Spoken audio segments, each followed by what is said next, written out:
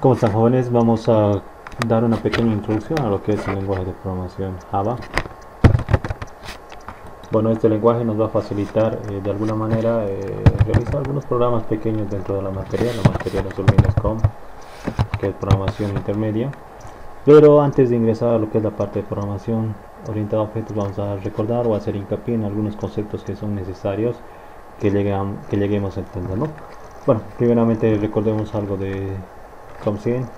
Estaba vinculado a lo que ustedes llevaron en C++, ¿no? C++ era un lenguaje bien, bueno, es un lenguaje bien robusto, fuerte, que nos permite realizar grandes cosas, ¿no? Pero seguramente hasta una materia anterior nosotros veíamos lo que era programación para aplicaciones de consola, ¿no? Hemos visto algunas características. Sabíamos que todo programa tenía una entrada y tenía una salida, ¿no? Entonces, cuando por decir queríamos hacer un algoritmo que calcule, yo que sé, o determine si un determinado número es considerado primo o no, ¿no? Entonces teníamos como entrada un dato, por decir n, por decir puede ser 10, y la intención era determinar si ese dato de entrada n10 era un número primo o no. En este caso nuestra salida era no es primo, ¿no? Entonces, bajo este concepto también ustedes vieron algo muy importante que vamos a necesitar en el curso, que es el uso de funciones. Vamos a hacer un poquito más hincapié en este capítulo y asimismo en lo que son vectores, ¿no? Entonces este pequeño video nos va a hablar un poco de lo que son las funciones. Las funciones, jóvenes, dentro de un programa nos permiten dividir el código. Si bien tenemos una secuencia, ¿sí?, de instrucciones, instrucción 1, instrucción 2, etcétera, etcétera, ¿no? Podemos lograr dividir estas instrucciones, podríamos llegar hasta una instrucción, yo que sé, n, de tal manera que podríamos agrupar algunas instrucciones que probablemente pueden ser repetitivas y generar un pequeño código. Nos vamos a enfocar en este problema que acabo de hacer para determinar si un número es primo o no, ¿no? Entonces hay varios problemas que podrían vincularse con este concepto matemático que nos dice si un número es primo o no, ¿no? Podría haber un problema en el que se les pida una lista de los primeros 10 números primos, por decir, o determinar dentro de una lista de números si un número es primo o no. En todo caso, dado un número n, verificar si este es primo o no. Entonces, varias veces vamos a tener que determinar si un número es considerado primo, ¿no? Entonces la lógica nos dice que un número es primo cuando únicamente es divisible entre la unidad y sí mismo, a excepción del 1, ¿no? Que el 1 no se considera como primo. Entonces los números primos en la mayoría de nuestros casos son 2, 3, 5, 7, etcétera, ¿no? 11, 13 y bueno, una serie de números más. Entonces, dado un número, vamos a crear una función que nos permita verificar si este número es primo o no, ¿ya? Entonces en C++ lo vamos a hacer en C++, ¿ya? Es algo bien sencillo, y luego vamos a hacer la asociación con el lenguaje Java, ¿sí? Entonces yo voy a abrir un pequeño programa en Java, perdón, en C++. Voy a abrir una herramienta y bueno, vamos a utilizar esta plataforma. Bueno, muy bien, tenemos abierto un programa en Zinhai, ¿no? Tenemos una hoja en blanco. Entonces con esta hoja en blanco lo que vamos a hacer ahorita es determinar si un número es primo o no. Muy bien, entonces para poder hacer esto vamos a crear una función, ¿ya? Una función que se llame esprimo.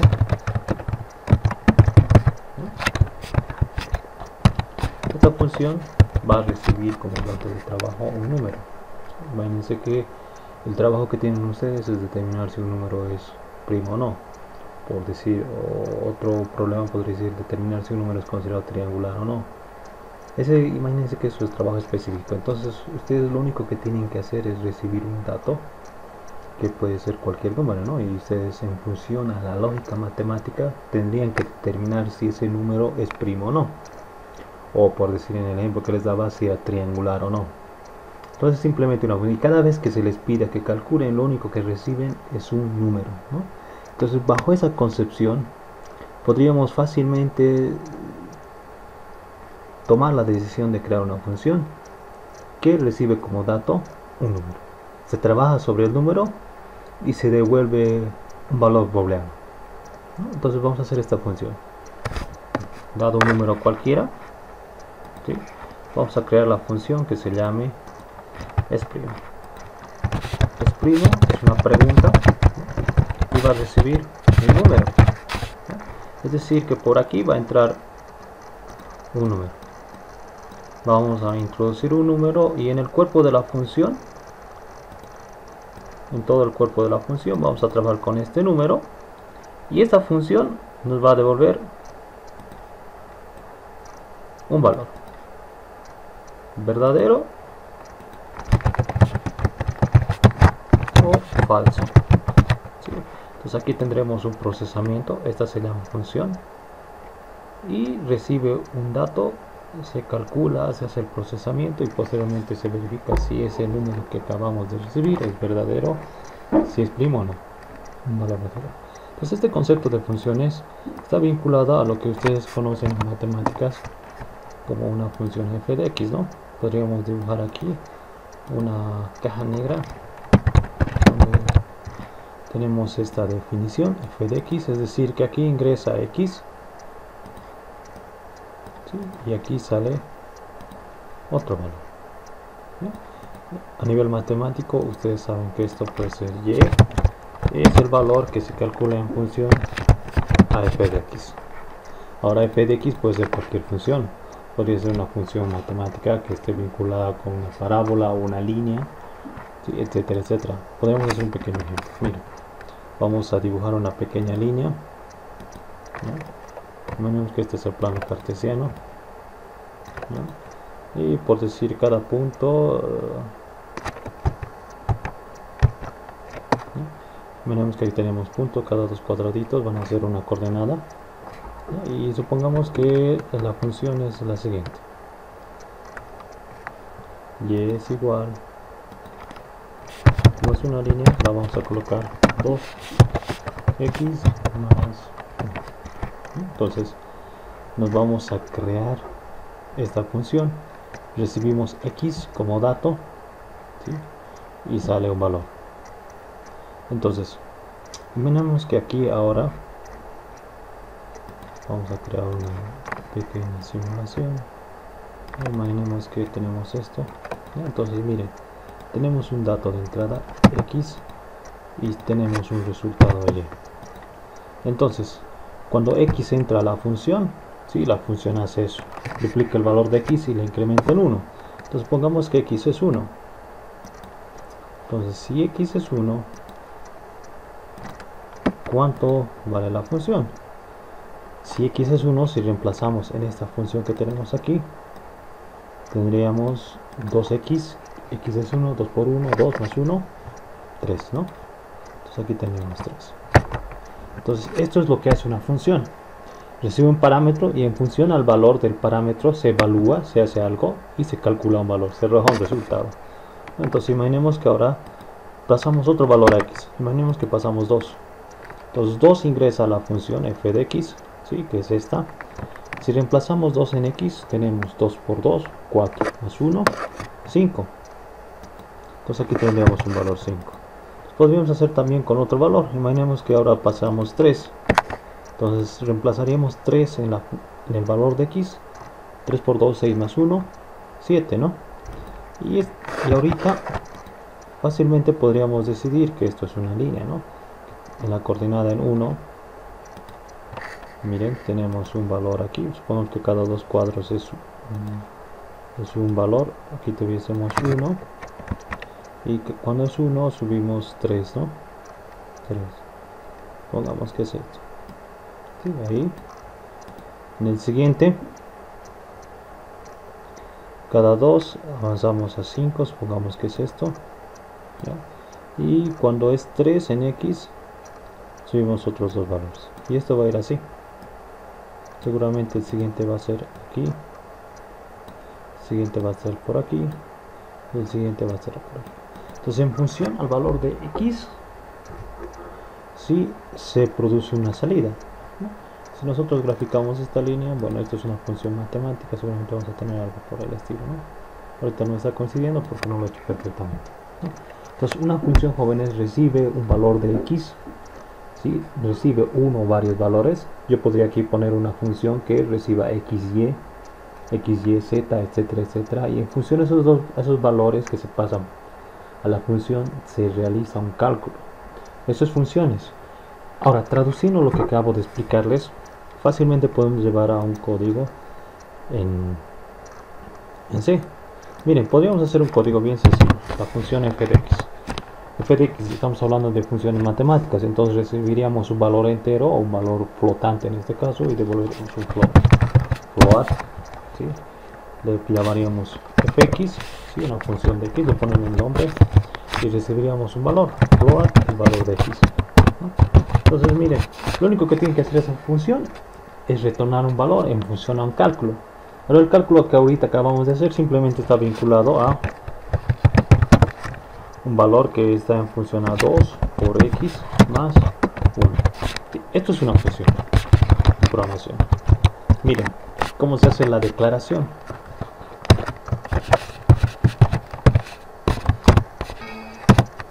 Perdón. Si ustedes observan, aquí tenemos la nomenclatura o la forma en la que se declara una función. Siempre vamos a tener un nombre para la función. En este caso mi función se llama f de x. Tenemos un retorno y tenemos,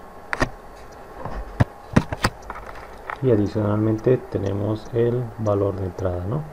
Entonces en este caso para nosotros sería x. Ahora la función no solamente puede trabajar con un solo valor de entrada, ¿no? Puede ser muchos, pero la declaración de una función es bien sencilla, ¿no? Tenemos tipo de retorno, ¿sí? Que vendría a ser en este caso float, ¿sí? Y adicionalmente luego tenemos nombre de la función, ¿ya? Y entre paréntesis, esto es obligatorio, ¿sí?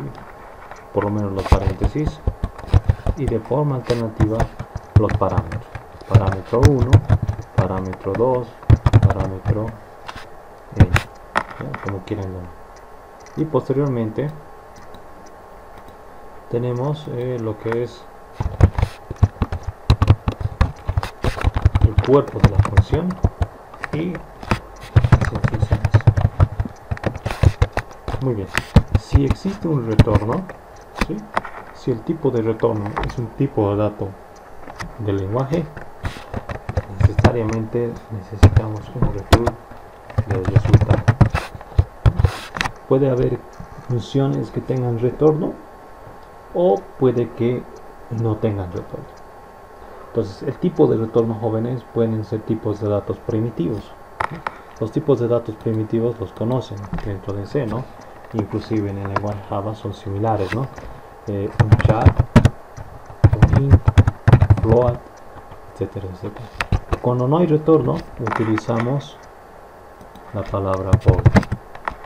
Entonces es muy importante conocer esto, ¿no? Porque necesitamos conocer cómo trabajan las funciones. Entonces miren, en este caso, por recapitular, la forma de declaración de una función es tipo de retorno, ¿sí? No se olviden, el tipo de retorno pueden ser valores, tipos de datos primitivos del lenguaje, sea un char, un boolean, un int, un float, un long, etcétera, etcétera. Y a continuación el nombre de la función. Y si la función recibe parámetros, hay que declararlos. No se olviden que la declaración de parámetros se hace como la declaración de variables, ¿ya? Y si tuviésemos un retorno, hay que devolverlo con return. Solamente se utiliza return cuando tenemos tipos de datos primitivos. Si no hubiese retorno en la función, no se olviden, se utiliza void, ¿ya?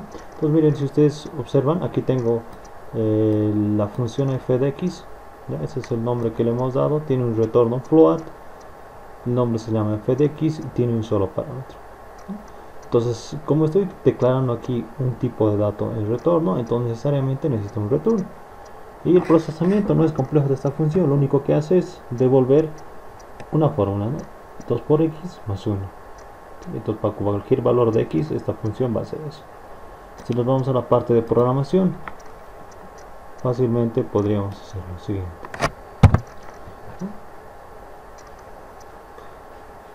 Declaro una variable flotante, float xy. Voy a hacer un ciclo repetitivo mientras se pueda leer datos. Mientras pueda leer, ¿se acuerdan? Para leer en C++ utilizamos sin, ¿no es cierto? Mientras que pueda leer x, esto es una condición. Entonces voy a calcular y es igual a f de x y le paso x. Recuerden, esta era una función que está declarada aquí en la parte superior. Recibe una x, aquí está, recibe una x y retorna un valor, float. Ese valor que está retornando f de x lo estoy guardando en y, ¿sí? Y ahora lo que vamos a hacer es imprimir code y voy a imprimir un salto de nuevo. Entonces miren, cuando yo ejecute esto va a ser sencillo. La consola está esperando un dato, por decir 1, me sale 3, coloco 2, me sale 5, coloco 3, me sale 7, 4, 9, 5, 11, coloco menos 1, sale menos 1, coloco menos 2, etcétera, etcétera. Hasta que yo meta un dato incorrecto que no pueda ser leído como un flotante, por ejemplo A, termina el programa. Entonces eso es lo que hace una función, ¿sí? Trabaja con datos, con parámetros, o como no lo puede hacer, y puede devolver un valor o como también no lo puede hacer, ¿no? Entonces las funciones, en la mayoría de los casos, el concepto más básico es de que una función se la declara para que haga cálculos en función a datos y retorne un resultado. Esa es la lógica de una función, ¿ya? Entonces el problema que acabo anteriormente de explicar estaba vinculada con encontrar o determinar si un número es primo o no. Pues vayamos a hacer lo mismo, ¿no? Entonces yo puedo declararme aquí otra función. Vamos a hacer una función que me diga sí o no, ¿ya? Yo les digo 7, sí. Les digo 10, no. 7 es primo, entonces la respuesta es sí. 10 no es primo, la respuesta es no, ¿no? Entonces lo que tiene que hacer esta función es eso. Ahora internamente nosotros sabemos que para determinar si que un número es primo o no, hacemos la secuencia de conteo de divisores, ¿no? Entonces puedo hacer lo siguiente: booleano, bueno, en este caso es bool, es primo, lo voy a dejar así, y voy a recibir un valor entero que va a ser n. Entonces miren, esta función, jóvenes, tiene declarada un retorno y un tipo de dato. Este retorno, jóvenes, si ustedes observan, es un bool. La función se llama es primo. ¿Cuántos datos había recibido? ¿Con cuántos datos trabaja? ¿Qué es lo que va a procesar? Uno solo. ¿Cuál es ese valor? N. Entonces recibe N, y aquí dentro de la función podemos hacer la programación como siempre hacíamos. Entonces es fácil, ¿no? Lo único que yo necesito es un contador. Declaro una variable int, contador, si quieren que empiece en 0. ¿Sí? Yo voy a hacer lo siguiente: voy a hacer un for int y que empiece en 0, mientras que i sea menor. Yo voy a hacer lo siguiente: voy a hacer i por i, ¿no? Mientras que i por i sea menor a n, y más. Ahora no se complican con esta parte, ¿no? La lógica para determinar si un número es primo o no está bajo el siguiente concepto. Supongamos que tengo que hacer para 10, n10. Entonces la lógica es ir preguntando: ¿es divisor de 1? ¿Es divisor de 2? ¿Es divisor de 3? ¿Es divisor de 4? ¿Divisor de 5, 6, 7, 8, 9? Podría probar con los 10. De 1, sí, ¿no? Lo voy a poner sí. De 2, sí.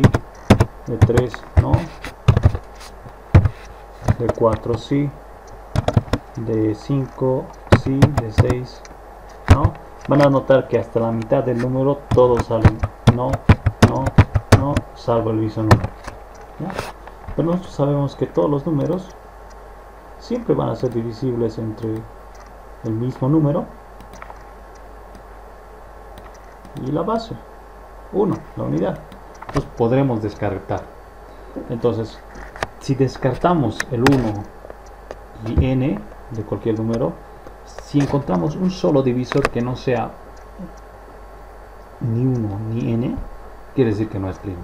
Entonces miren, yo descarto 1 y 10, y si encuentro algún divisor aparte de estos dos, no es primo. Entonces miren, es lógico. Miren, 2 había sido sí, entonces no es primo. No hay necesidad que yo llegue inclusive a seguir preguntando por los otros dígitos, el 4, el 5. Si ustedes observan, miren, por lógica, si voy hasta la mitad, de la mitad para arriba nunca van a haber divisores para el número. Entonces lo que acabo de hacer es ir por i. Es decir, aquí hay una lógica que lo único que tenemos que hacer es ir hasta la raíz cuadrada de n. Entonces solamente nos enfoquemos que esto está representando mientras que i sea menor a la raíz cuadrada de n. Entonces voy a incrementar. ¿Cómo determinamos si un número si un valor es divisor de otro número?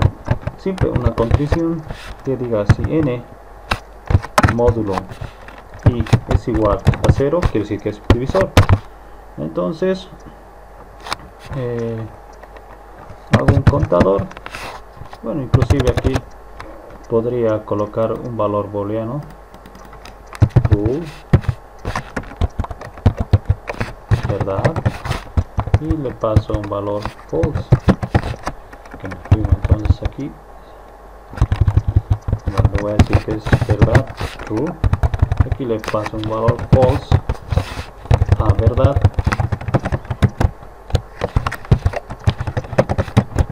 indicando que si n es divisible entre i, si el módulo de i de n mod i es igual a 0, quiere decir que i es divisor de n, entonces no es primo, y esto se pone en false. Y fácil podría ser simplemente, bueno, tal vez no necesito esta parte en programación, pero podría ser un break. Break significa romper, ¿sí? Entonces yo voy a romper el ciclo. Basta que encuentre un solo divisor que no sea 1 ni n. Aquí voy a colocar desde 2, ¿sí? Basta que encuentre un solo divisor a partir del 2 para arriba, entonces quiere decir que el número no es primo. Y voy a retornar return verdad. Entonces esta función me garantiza de que cualquier número puede o no puede ser primo. Volvamos a lo mismo. Voy a declarar un valor entero, num. Voy a hacer lo mismo que hace rato, mientras que pueda leer num, verifico si num, llamo a la función si es primo, num, entonces muestro un mensaje throw es primo. Voy a mostrar un salto de línea.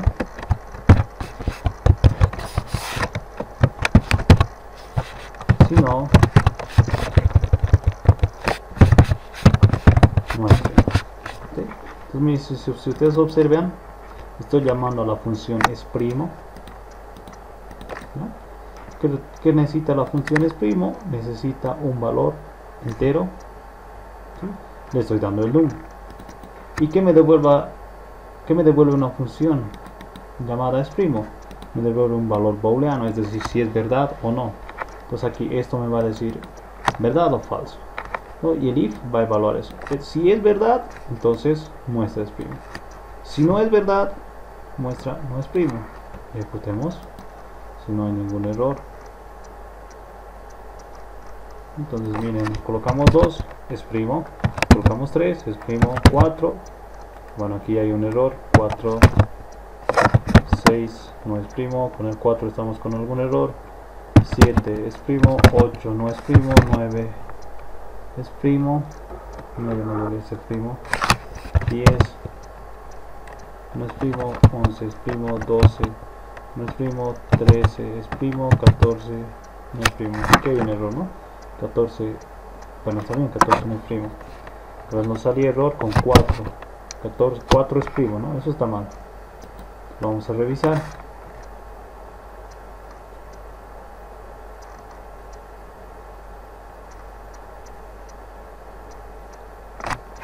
Muy bien, para corregir fácilmente podría incorporar aquí un igual, menor o igual. Me va a afectar en una sola interacción. No entraba, salía 4 como primo porque si ustedes observan la variable i empieza en 2 y n era 4. Ahora, esto estaba así. Si i es 2, ¿cuánto es i por i? 4. Y n era 4. 4 menor a 4 y nunca entraba.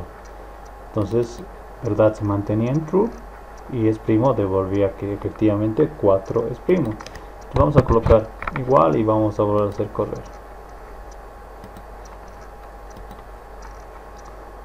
Entonces aquí colocamos 2 es primo, 3 es primo, 4 no es primo, 6, 5 es primo, 6 no es primo, 7 es primo, 8 no es primo, 9 no es primo, 14 no es primo, si quieren colocamos otro, 20 no es primo, 33 no es primo, pero 37 sí es primo, ¿no? Entonces la función hace correctamente la evaluación del número. Bueno, muy bien, eso sería la parte de lo que son funciones en C++, a lo que ustedes ya han visto.